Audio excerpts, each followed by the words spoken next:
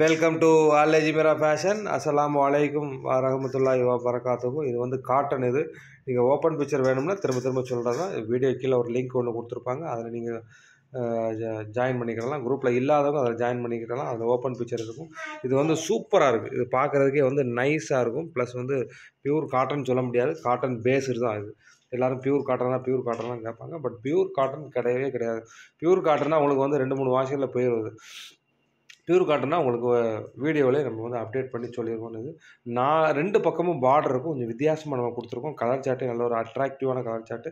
மொத்தம் 14 பீஸ் இருக்கும். 14 piece 12 colour இருக்கலாம்.